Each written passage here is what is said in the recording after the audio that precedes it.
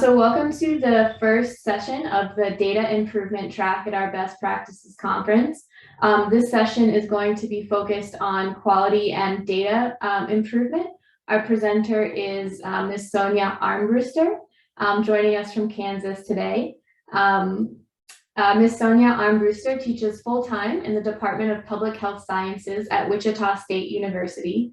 Her academic interests include quality improvement, public health agency performance improvement, health policy, public health workforce development, community health assessment, and health communication.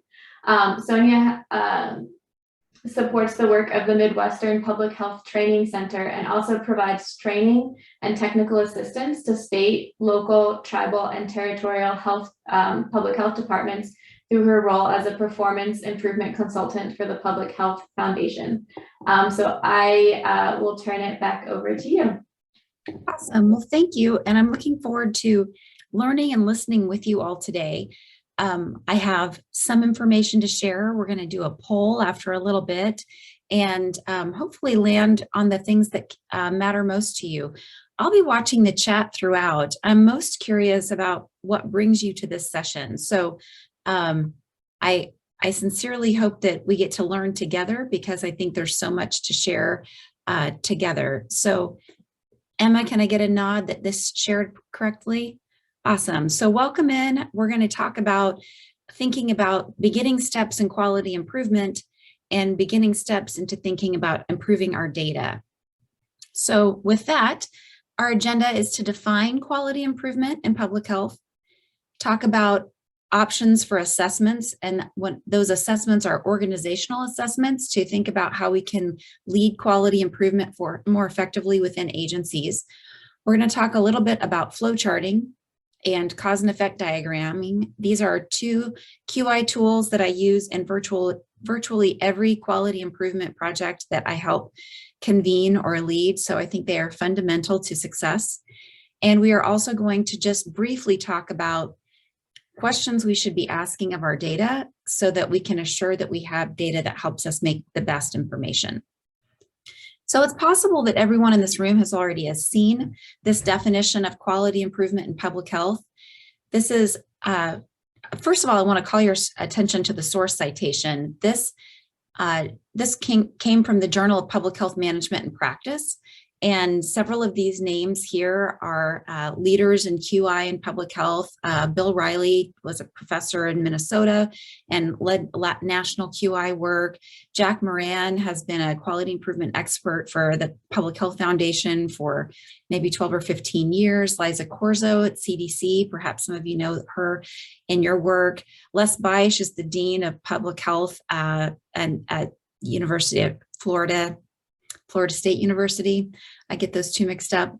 And Ron Bialik is at the Public Health Foundation, and Abby Kofsky is with, I believe, Robert Wood Johnson Foundation when this was done. And so these folks sat around and wrestled, and you can see they came up with this really long definition. And I'm not going to read it to you, but I want to call your attention to a couple of things. This is a deliberate and defined improvement process. So we all want to get better every day. I've never gotten up and said, you know, I'd like to do it a little bit worse today than I did yesterday. I think most people have an aspiration to improve and do better work consistently. But when we engage in quality improvement in that formal sense, there are tools and we're doing a deliberate and defined process. And in public health, we frequently engage in PDCA. And also, in the second part of the definition, we focus on processes. Quality improvement is not about fixing broken people. It's not about calling people out for doing less than what we had expected. It's really looking at how can we create conditions around the process that make whatever we're trying to do more effective. And that's really what the focus is for quality improvement. I'm going to talk about several tools today.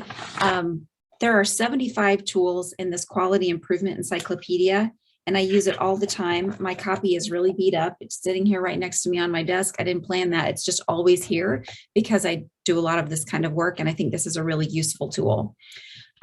So the first thing we want to talk about is thinking about what is quality. And overall, quality is defined as the customer experience. And so one of the fundamental beginning steps of thinking about quality in an organization is thinking about who are your customers. And sometimes people stop at the people who walk into an agency. But in public health, we know our customers are much more complex than that. Your customer might be the whole hospital system. It might be all of your community members. It might be some coalition partners. It might be other health systems or public health agencies. It might be the governing body. And so thinking about how do we meet the needs of the people that we're serving, and how do we create a great customer experience? And we could do another whole 45 minutes on just this, but I just wanted to begin with, that's where QI is grounded. And I suspect that many of you are familiar with the PDCA cycle. And if this is something you've worked with before, I'd love to see a little reaction, a little thumbs up in using the Zoom tools. That'd be great. If this is something that is a tool that you are familiar with. But the Plan, Do, Check, Act was made popular by Dr. Deming, and he called it the Shewart cycle. And it's really just a process of seeing that first we think out what we're going to do, and then we actually do it, and then we check and see if it worked, and then we take some action as a result. And we're going to break that down just a little bit more. Thank you to the thumbs uppers. This is a diagram that's at the very beginning of this QI encyclopedia, and it really kind of helps us think about which are the tools that there are lots of tools. How do we decide which tools to use when? And so this just kind of breaks things down. Like when you're considering a quality improvement initiative, you might start by brainstorming and figuring out what forces are at play and trying to describe the as-is state through a flowcharting experience. And then you might try to figure out what are the drivers of the outcomes that we're getting using 5 whys and cause and effect diagram. And then you're going to gather data in lots of different ways and try to illustrate it and study it in different ways, and then start generating some solutions, and then try to redesign the process. So we had an as-is state. How do we fix our process so that we get a better or different outcome? And then measure again and figure out how we're doing and monitor and check data. So this just kind of breaks that process down in another way. We're going to do one more breakdown. This is a breakdown of the Plan, Do, Check, Act. And I like this particular model. There's another model that's in another QI text and resource that I think is really helpful that we will add to the chat. There are lots of resources and tools, but I love this breakdown because it focuses on the notion that in the plan phase, we have to do more things than any other place. So I don't know if you all have done a home improvement project, but prior to my PDCA life, I did a lot of projects where it was, we're driving around on a Saturday and I've kind of had a notion that I'd like to paint a room in our house. And I say, all right, let's go to the store. And we'd pick a Lowe's or Home Depot or Ace and go pick up a gallon or 2 of paint, and we'd go home and we'd realize that we thought we had brushes in the garage, but we really didn't have brushes in the garage. So then we go back to the store and grab them. And then we come home and we start this painting process and we realize, tarps would have been a really good idea. We should have had tarps. And also this is not enough paint. So we'd have a 3rd and 4th trip to the store. And I'm not making this up. This is really how projects go at my house. And that's not really effective. And when I started thinking in terms of Plan, Do, Check, Act, it was more obvious to me that we needed more thinking in the planning phase. And maybe this has been the way you intuit these kinds of things, but the more planning we can do, the more effective the outcome. So what are we really trying to accomplish? What is our current process? What is the data? What's causing the outcome that we're having, so that when we make a change, we know that we're influencing those root causes. What can we do to improve, and what's a plan? And once we have the whole plan mapped out, then we do something. We do it and we collect data. We don't just do and go, great, we did something new. We measure to see whether or not there's an impact. And then we have an intentional pause. Okay, we've tried this for a day, a week, a month, 6 months. How are we doing? What are our observations? Did we cause any more problems than we had intended to solve? All of those kinds of things. And then once we've really looked at that, are we going to adopt, adapt, or abandon that process? So I just think that it's important to break PDCA down into more steps to make it more obvious. And I can't almost do a presentation without a pause for Dilbert. I can't complete the online self-assessment survey. It asks where I need improvement, and I don't need any. The program won't let me leave that question blank. And Catbert suggests just check the box that says you steal. And Dilbert says, and people will understand that I don't mean it. Catbert, sure. So we're going to move into some self-assessment tools that are related to QI and PM. And those two tools that I want to call your attention are the NACHO QI roadmap and the performance management self-assessment tool from PHF. And by way of show of thumbs up from those who are in the room, I'm just curious, have any of you done these tools with your organization? Is anybody familiar with these tools? Christina, thank you. Well, hopefully you'll take something new away from this and this conversation. All right. So briefly, I'm just going to describe the culture of QI tool, and it has 6 components. And the first one is about leadership commitment. This idea that we set a vision and dedicate resources to quality improvement. Honestly, if an organization doesn't have leadership that is out front saying this is important and we're mentioning it in all staff meetings and we're doing that kind of work, you can have the best QI coordinator in the world and things won't move forward. There has to be visible leadership that people can see and relate to and understand. And I've worked with several organizations that had dynamic leadership out front and several organizations where it was kind of a checkbox experience. And what's able to happen is radically different. So leadership commitment is important. And then you need an infrastructure. So you've got a QI team, you've got a performance management system, there's a plan for how we're going to go about QI work. And then employee empowerment. So in the organization that I worked in, where I led and introduced and began our QI work, I worked at a local health department that served about 500,000 people for 10 years. And one of our tasks was creating employee empowerment. Like, how do we make sure everyone knows? And we put this in everyone's job description.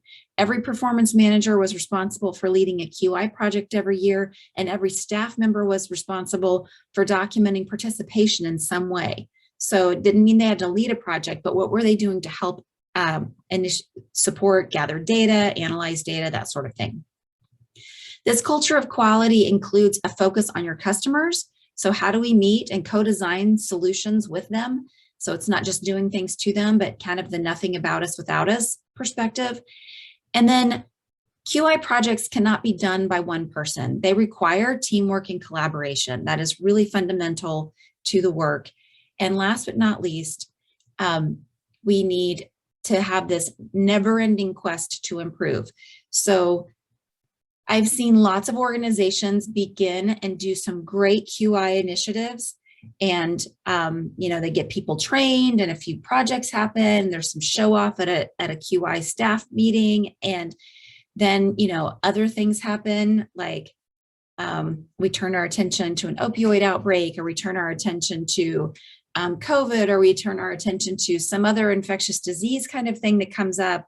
And I've seen this happen over and over again. And we lose the continuous nature of QI, and it feels like a one and done. And in those instances, that slows progress. It's really important to keep that continuous initiative going. All right, at any point, you can ask questions in the chat. For each of those ideas, for each of those culture concepts, there is a Likert scale where an organization says they have no knowledge of it, they're not involved with QI activities, they have informal ad hoc, they have formal QI, they have an agency-wide QI plan, or a QI culture. And this is really this continuum that's part of that QI roadmap that was produced and published and shared by NACHO, and a lot of organizations have had this conversation in their organization, like, where do we fall related to those different things on this continuum? This is one way to do an assessment about where we are with QI. Another way to do that is through the performance improvement assessment that is available through PHF's website. And organizations that are working to achieve accreditation frequently use this tool. And I want to invite you, we're going to answer just like 7 or 8 questions on a quick poll. And there are several ways you can participate if you would like. You can use your phone to scan that QR code and it'll set you up to do a poll. You can text to the number 22333 and type in that version of my name, S. Armbruster 964, if you would like. And you can welcome into the poll. So I really want to encourage you to participate in the poll. We're going to see who's in. And the first question on the poll was, if you could have any superpower, what would you choose? We're going to see if we have some participation in this. If you could choose any superpower, what would you choose? Awesome. Thank you for 2 participants. Any chance we got one more? I know sometimes this is hard. All right, this is fun. Usually the things that I see are that the majority of people in health and healthcare choose heal people. And I can tell you every time I choose become invisible, because I think it would be interesting to be able to see and hear some things that I don't have access to in my regular life. And so I appreciate that you participants. We're going to go ahead and do the poll and see what happens because the questions lead us to the next piece. So Sonja, could you hop back to the screen with the information for accessing the poll? I think a couple of people, myself included, were not quite ready. You bet. So scanning the QR code with your camera on your phone is the fastest, easiest way, but there are, you can go to the pollev.com website and add that Sonja. It's actually the 2 A's. You need the 2 A's to do it. So the text message, honestly, the QR code works the best.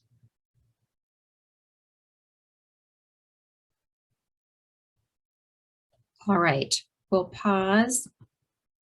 Oh, we've doubled our attributes. Woo! We have some real superhero powers requests for the ability to fly. This is fun. Okay, thank you. Thank you everyone for participating. All right, we have a few more poll questions. This was just to see if we could figure out how to do the poll. And you can change your answers, which is fun. But now we're going to address some actual questions. So these are questions that are in the performance management self-assessment tool, and we're going to look at, I think, 7 of them. The first question is, there's someone responsible for decision-making based on our performance reports. Not that we're doing performance reports, but someone is using those, where there's an entity who is using the performance reports to actually make decisions. So we don't just capture data, but then we use the data, and we have like a performance management team or a staff person whose job is to say, all right, well, this is what the data say, and this is what we're going to do as a result. So this is one really important question. Kudos to you who are always using your data. I worked with an organization recently that shared their performance management report, and it was basically for all of the performance measures that we're not meeting, we're going to change those measures. There was really no like follow through QI plan. And, you know, things get better when we do that well. And it's hard to do that all the time. So it's exciting to see that there's some work moving forward in that area. The next question I want to look at, the steps in the QI process are effectively communicated. So people in your organization know what the steps in the QI process are. And the QI process being like how to do QI and how to do QI in our agency. Like we know how to do it here. All right. So look at the spread. Oh my goodness, we're evenly split here. So some organizations have a very strong clarity about that QI process. Some understand that sometimes, and sometimes the QI process is really not effectively communicated. And so answering these questions in your organization can create a space for a conversation. So if you do this, and if this were your organization and you answer these questions like this, oftentimes an agency leader will think, yes, of course, we've got this going, we've got this plan, we're doing these things, and other staff are going, yeah, but we don't know it. So if you do an assessment question like this, it creates an opportunity to say, all right, well, how can we do this better? There is a regular timetable for QI processes. So we know that everyone has to do one every year, or we're going to do 2 this year, or we do a QI process every quarter or every 6 months. There's a structure and a schedule for QI processes. If the answer is sometimes or almost never, then that's a launch point for our conversation in the organization to say, how can we put QI processes on a regular timetable? That, I don't know about you all, but my schedule drives my behavior in lots of ways. Like if it didn't get it on my calendar, even if it was important, it didn't get done. So having a structured schedule for QI can really drive that process, and answering questions like this in your agency can help you think that through. The next question is, there's a process or mechanism to coordinate QI efforts among groups that share the same performance targets.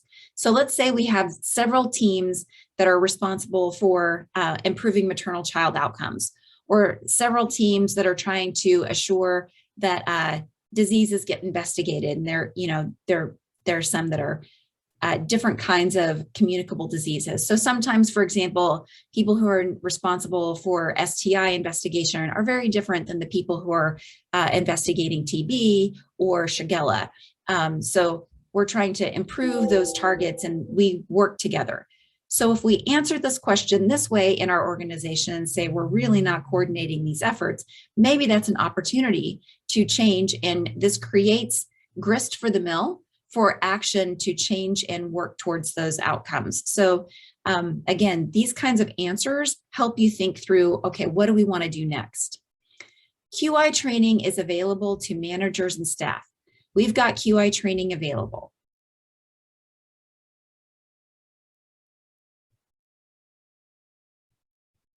All right. It's a little self-serving for someone who works as a QI consultant to provide training to organizations to say it really makes a difference, but honestly, it really makes a difference. And I also am a past FAB site visitor 6 times over, and it's in the standards to make sure we train our staff so that they understand QI. And something I've noticed or observed in public health recently is we've had a lot of turnover. I don't know what it's like in your organizations, but in the local health departments and then the state health department where I live, we've had a lot of change for a lot of different kinds of reasons. And so we have to continuously train staff. They don't, the new staff don't have all that institutional memory. So structured planning for the QI training is important. All right, this next question is about having personnel and financial resources. So we have a structural process. We've got a QI staff member, there's an office, someone's responsible for making sure our plan gets monitored and managed. They're coordinating, getting people a lunch and learn or helping them coach on a QI team. So we're dedicating staff or money to make sure that this is getting done. All right. So if this conversation was happening in your agency, you might think about, all right, well, what do we need to do to get us to almost always or sometimes? How do we move that needle? So clearly this is working for some organizations, at least from the perspective of their respondents. And when you answer these questions as a group, it's really informative. I feel like a lot of QI and performance management feels abstract, and answering these kinds of questions drive us to concrete responses. All right. QI is widely practiced in the program, organization, or system. So yeah, this one, the results haven't always been showing up, and right now we can't see the graph of this one. Oh, shoot. Okay. And there have been a few other people join us, so I don't know the easiest way if we want to get them involved in the poll or. Yeah, I think this is our last poll question. Okay. So we'll just stop here.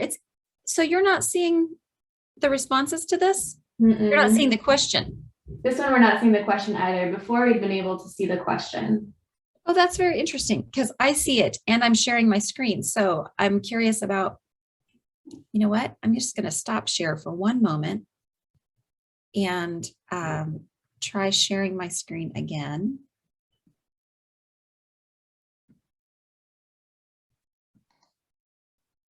Oh, I see. Move back one. Well, that's very interesting. Now do you see it? So blank here. That is so strange. Well, I see 4 respondents, and the question is, QI is practiced widely in the program, organization, or system, and the responses are almost never 50% and sometimes 50%. So that's very interesting. I'm sorry that that's not sharing, and I'm more, technology, man, it's amazing. All right, so I'm going to stop there and just recap a little bit. First of all, if you've just joined us, welcome. And if you're joining us via a recording later, welcome in. We just finished discussing 2 different kinds of QI tools for assessing and engaging your staff and thinking about what is this work about. The first one was the NACCHO Culture of Quality assessment. And the second one was the performance management self-assessment tool that has a lot of questions about QI and performance management and data. And it creates conversations in leadership teams and creates conversations in QI and performance management councils. And for everyone who's leading QI work and thinking, gosh, I wish we had some tangible data to know whether or not we're making progress as a performance management team, doing that assessment every couple of years and kind of comparing your data from the 2 years ago to now can give you some concrete data as a performance management team about, are we making progress? And what from the perspectives of those who are completing that assessment. And it creates opportunities to consider what else could we be doing. All right. So as I mentioned, we're going to talk about 2 QI tools, and the first one is flowcharting. And we have several people in the room who have a lot of experience. So I'm guessing flowcharting is something that you know a lot about.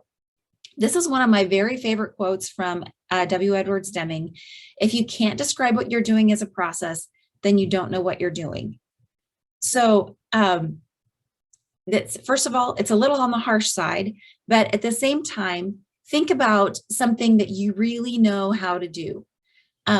Oftentimes, I really know how to do something and I don't think about the steps in the process. Like trying to explain how to, I spend a lot of time in the kitchen. I like to bake. And as I think through the process, I'm not thinking about how to use a measuring cup and, how to level it. Like that's not part of my how to do something as a process. But once upon a time, I had to learn that. Like I had to learn these steps that I just do and I just know. So being able to really describe what you're doing as a process is important. So flowcharting can help us see whether things are redundant or unnecessary. They can help us point out the opportunities for standardization. So for example, I worked with an agency a long time ago that had pool inspectors. And the way a pool inspector learned how to do pool inspections was they would kind of ride along with a seasoned professional and follow them around for a couple of days, and then they'd be launched on their own. But there was no checklist and there was no flow chart that described what the process was. And they got all of the pool inspectors together one time to describe the process for what they were doing. And they have like a dozen people and a dozen ways of doing the work. So we can share mutual agreement of the steps and figure out where we're missing information and see opportunities for efficiency. It's really important as a training aid. So when we started working on accreditation at my agency, I went to the epidemiologists and I said, how do you know what to do? Where are your protocols? And they were like, we're trained professionals. We know how to do our job. I'm like, right, but where is it written down? How do you know? And it wasn't written down anywhere. They were using the state protocols and they knew what they were doing. So we created a flow chart to try to better track that, in part so that we would be able to train people, when they hit it rich or, had a health event, and we have to plan for things. So one of the things a flow chart can do is compare what's actually happening with what we would actually like to have happening. So compare what we're doing with what would be ideal. So when we create a flow chart, we're trying to figure out what's the beginning and end of the process. That's framing those boundaries. And not like the beginning of the progress is today's date and the end of the progress is a month from now. But the process is the beginning of the steps of the process. So the easiest things to describe in a flow chart are patient flow through a clinic. It starts when the patient walks in the door and it ends when the patient walks out of the door. This is something we've all experienced, and so that kind of makes sense. Other processes are harder to frame out the beginning and end of the process, but that's a key piece of the work. Oftentimes when we start a QI project, we have all these things that we want to fix. So we have the entire process mapped out, and maybe what we need to focus on is a smaller segment of the process. So sometimes we pull out part of that flow chart and work on just a piece of that. Importantly, we figure out all of the steps in the process. So what are all of the tasks? And then we walk the process, which I'm going to illustrate here in a few minutes. You don't finalize the process until you've walked the process. So these are the tools that we use to build flowcharts, and maybe you've done flowcharts for lots of different things. I'll call your attention to the first column. There are really only 4 or 5 shapes that I think are absolutely fundamental. You've got to have the tasks, which are the squares. You've got to have the beginning and end, those ovals. You've got to have a decision point. And I often include forms or delays as well. But the most important fundamental pieces are squares, diamonds, and circles. You can do all of this with a set of Post-it notes that you square up and turn diagonally. In fact, I encourage organizations to try to do this on flip charts with Post-it notes, because once we write it down or create it in a pretty document in Excel or Word or PowerPoint, it's permanent and people don't want to change it. And sometimes we need to be able to change the process. Here's an illustration of a swim lane flow chart. And it's hard to see, but on the far left-hand side, we have the names of people and roles. These are people who touch the process in some way. So it starts, this is mapping out an RFP process. So it starts with the RFP, and the next thing is a task that goes to someone else, and they do 2 or 3 pieces of the task. And then like we're working across in terms of time and working down across different roles for different people. You can see how different pieces are connected to different people. Those blue ones on there are showing that the decision points where people are having to make a decision. This is the kind of messy design that is actually normal part of flow charting. And look at this one. They've got 7 decisions and 65 tasks mapped out in this complicated flow chart. This looks a lot more like the ones that I actually create with most groups and I think are helpful. You come up with what are the tasks and what are the decision points that we have to make. And then you post this. This is the walking the process. You try to put this in a place where everyone can see it and they have a chance to think it out and maybe make adjustments. Like I usually do this step first and that works better. And you can come back and talk with the team about why would we do that first instead. This is an example of a flow chart that was created with actually a tribal health department thinking about how the QI process works at their agency. So it starts with a program manager proposes, there's a form to propose a QI project. They complete the form. The QI team facilitator sends it out to the Q team to review. They have 3 days of delay there that they can think about it. And it comes, the QI team members either approve it or reject it. If they reject it, then they send it back to the performance manager for some more information. And then the Q team receives that information and then they review again. And then it goes, and then they make a decision to approve or reject. If they stayed over here on the blue column under the first decision box, if they approved the project, then they would sign the form and the performance manager would be notified, and that would be the end of the process. Like go forth and do good work. So this maps out and shows some clear yes and no outputs for decision points, and this was an intention to try to explain to performance managers or program managers how they would engage in the QI work in that organization. So I want you to think about your strategy for getting ready this morning. And I just want you to quickly think, what are 5 things that you had to do to get logged into this? So I was going to say to leave your house and get to work, but a lot of us are working from home. So maybe you didn't do that, but you all got up this morning. Either you had an alarm go off or you did something else. And what are 5 things that you had to do? And if you'll participate, I'd love to see one creative thing in the chat.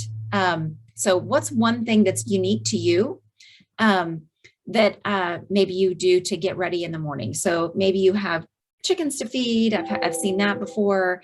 Maybe you have to get 3 kids out on the road. Oh, respond to the chickens. That was one of the answers. Awesome. Look at my schedule. Yes, that's one of the things we have to do to get started. Review the calendar. Like, what am I doing today? What time do I have to log into things? What are the things? Coffee.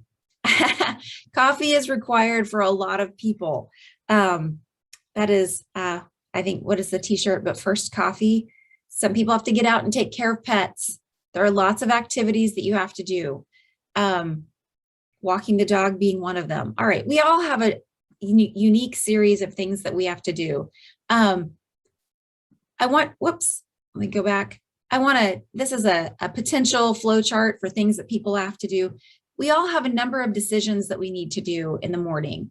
Thank you. Get up, make coffee, let the dog out, hydrate, all of the things that we have to do. These are all decisions that people make. Maybe you make decisions about whether or not to shower, like maybe you showered the night before and you don't need a shower. You're going to go for a walk. Are you going to the office? Are you working from home? If you're going to the office, do you have to make a plan for lunch? Are you going to go out? What are the things? A flow chart's not complete if it doesn't have decision points. And I'm going to reinforce that notion, because in order to do good QI work, we have to figure out where the decision points are, because it's often in those decision points that we slow. And we also want to have some clarity about the task. So there are several women in the room, and some of you probably do hair and makeup. And I'll just say that for me, that can be a 0-minute activity or a 45-minute activity. And so that can create a real delay in the process, right? And so thinking about how do we streamline a process? What are necessary steps? When I do this with a real QI project, sometimes we sit down and think about, all right, which ones of these can we eliminate? If I wanted to get out the door faster, I could do a workout the night before. If I wanted to get out the door faster, I could have a plan for my lunch the night before. There are strategies here where I could change up this get out the door process. But flow charting is critical, because if we can't explain the process, then we don't know what we're doing, and it gets everyone on the same page. Sometimes a flow chart can give you an aha, like, I didn't realize I was losing 45 minutes getting ready. It can surprise us. It can cause us to go, why are you doing that step? You map out the process with a colleague and think, you're doing steps that are not necessary and they're taking extra time. That's just silly. We can have a lot of ahas. Sometimes we're embarrassed because we realize, oh my gosh, I've been skipping this one step in the process. And if I'd been doing that all along, I would have been able to turn my mileage in on time, or whatever the thing is you're trying to do that is the appropriate thing. So flow charting is fundamentally important. When we review the flow chart, we want to make sure that we've got all the feedback loops closed. We've got a flow chart that everyone can see and carry out, and assure that the process works for everyone. All right, I am going to move us faster because I want us to have time to think about a second QI tool, which is cause and effect diagrams. So can I get a thumbs up from everyone who has participated in using a cause and effect diagram using that participant reaction? You used a cause and effect diagram in the past. I got one, couple of them. Awesome. So cause and effect diagrams are so helpful, and there are honestly dozens of ways to do this. This is a formal QI tool. It's an Ishikawa diagram, also named, or fishbone diagram. The reason we do that is because we want to see the hidden causes. We want to get down to see the roots and figure out what's really at play. So the way you construct a cause and effect diagram is you write the effect statement in a box. And so the effect is the outcome that's happening now. So people are not getting vaccinated, or people are late to work, or people are not returning for follow-up appointments, or whatever the outcome is that's not happening the way we'd like it to. That's the effect. And then we generate some major causes, and we label those categories. And you can have 2, you can have 6. There's not a magic number for the number of causes. But one thing that's important to designing an appropriate cause and effect diagram is making sure that you have some clear cause categories. So here are some kinds of cause categories that are helpful. So sometimes people refer to the 4 M's. This is a training tool to remember some cause categories: manpower, materials, methods, machinery. Of course, I've never liked manpower, so staffing, that doesn't start with an M, messes up the alliteration. So sometimes you think about, we don't have enough staff to do the thing that we want. We're missing materials like PPE. We don't have everybody trained. Those would be methods. Or machinery, like we don't have the mechanical equipment that we need. Oftentimes in public health, I find that some of the challenges that we have are related to environment. Are we creating conditions for people to make the choices that we'd hope to have them do, either at work or in the community? Culture, what we expect of people, and how, like, our history and the way we've done things in the past influences the way we're doing things now. So you get those major cause categories selected, and then you start thinking about, why is this issue happening? Why do we have a staffing problem? So that's a really easy one we've all experienced. So why do we have a staffing problem? Maybe we're not paying people at a competitive wage. Maybe we're not training people and they leave because they're frustrated. Maybe we think our staff need more training because they just don't really understand, and we've got a lot of new staff. It could be, maybe we've got staff who've been here for 40 years and they don't want to change. And so staffing problems can be a lot of different kinds of things. So you map it out and you illustrate it in some way like this. So you put your problem, you get your whys on there, you get your sub whys, and eventually you have an attractive little flow chart or a cause and effect diagram that looks like this. I put together one recently about why public health leaders fail to engage in policy advocacy. I care a lot about health policy. I think it influences everything. If you guys saw the keynote, there was a conversation about the importance of allocating funding in a formal way for tribal health, and that it's not baked into the structure all the time. That's a policy advocacy effort that was being described. So why don't we engage? Sometimes people need training, or they just don't care. Like, a lot of people cannot get excited about politics and policy, and those two things are intertwined. They don't see the connection to public health. Sometimes they don't engage in this work because they're discouraged by their employer, or they feel like politics are entrenched. Like, I have a senator that I know it doesn't matter what I say, I would not influence my senator. Maybe there's burnout, maybe there's competing priorities. And this is just a third one, thinking about process. So maybe there's turf stuff, or maybe the legislative process is opaque, which is true. It's really hard to understand how policy gets made sometimes. Even how does a bill become a law? In my state, some of the most influential and impactful legislation happens in these overnight get and go kinds of activities that are very hard for advocates to follow. So there are real reasons that we engage in this advocacy. So why do we do the cause and effect diagram? So if I look at all of these potential causes, the interventions I might try to do to change behavior or to get the activity that I would like to see happen would be different based on, like, if it's a lack of interest, my strategy to engage people is going to be completely different than if what I think is the problem is competing priorities. Then we might initiate a different kind of solution activity. So I want you to think about what drives people to be late for work. So this is something we've all experienced, I'm sure, why people are late for work, or in the experience I'm having right now, why students turn in homework late. So what are some, different reasons? And if you look at the family and transportation and work issues, culture issues, uncontrollable factors and procedures, you can see that if you map out all the potential reasons for people not showing up to work, the interventions that you're going to do relate to different root causes. So if it's about morale, that's an entirely different strategy to try to change than if it's really about so many of our staff are young and have young families and struggle to get their kids to where they need to be. Those require different interventions. So we do this to try to think about, where can we have an impactful intervention? So this is a resource page to think about a number of kinds of resources and tools that are related to the conversations that we've talked about. And I believe Emma was going to put some of a resource page in the chat, which will also be a resource page for you. And I want to have one more thought about data. So another W. Edwards Deming quote is, "In God we trust, all others must bring data." And so data drive our work, and they're so difficult to capture sometimes. So for example, what are some questions we should be considering before we collect data?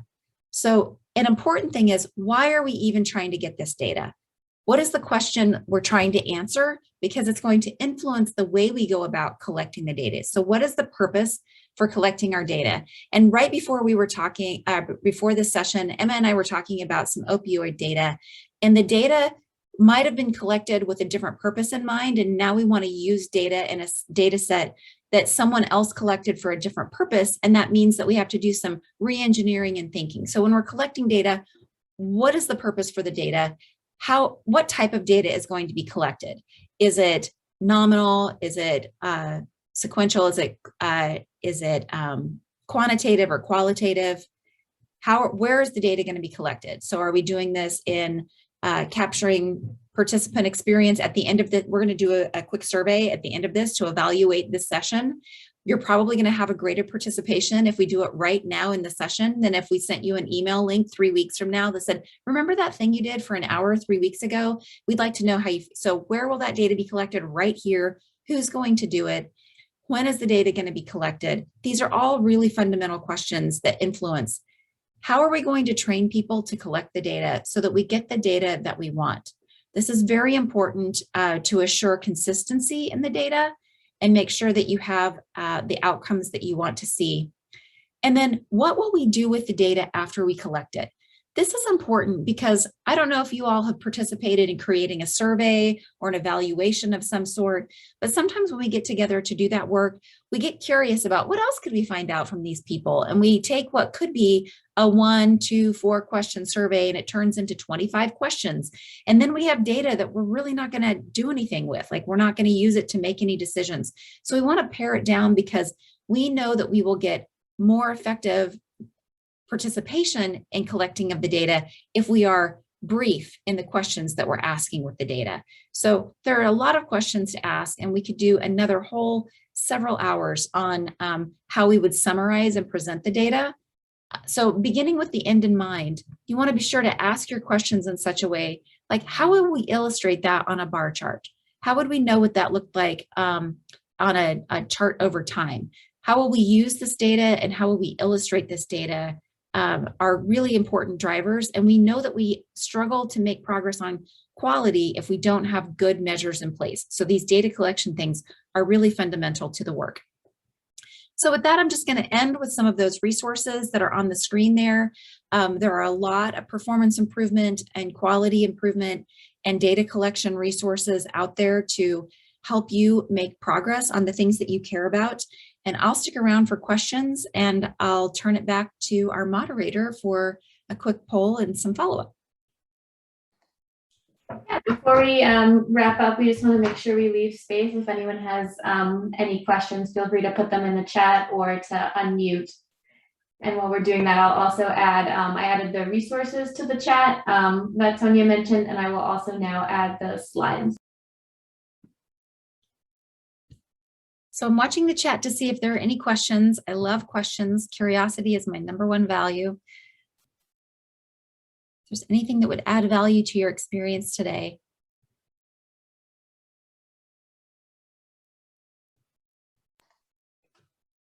One question that I had as you were going through that is, I know with quality improvement, it can sometimes be a really challenging topic to approach people with, is because sometimes people interpret it as, oh, you're looking to see what I'm doing wrong. Yes. I was just wondering if you have any strategies for when you come across that, how to kind of, bring it up and approach it to get around some of that. That's a really great question. There is a sense often that if you say what we want to do is improve our quality, that suggests that what we've been doing is not quality and can feel really personal. And so there are a couple of reasons or a couple of approaches that I recommend. The first approach is really leaning into that definition of quality improvement and talking about what we want to do is improve our process.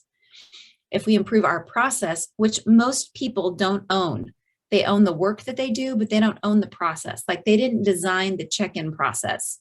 They didn't design the data analysis process. In fact, many people have never really even thought about what is our process. So if we make it abstract about this way we do things, not my work, I think that can be really helpful. I also think that making sure that they are involved with identifying what would we like to improve. I think if you ask any staff member, they would tell you they know where there are opportunities for improvement. My mom was a switchboard operator for a title company for the last 10 years of her working life. And she always had ideas about things that should improve. And she had no authority to make any change, but she had ideas about how they could improve and change processes. So engaging people and letting them decide where the opportunities are and focusing on process, I think are really key to making it about improvement and not about my failed quality. And I think that's an important thing to note.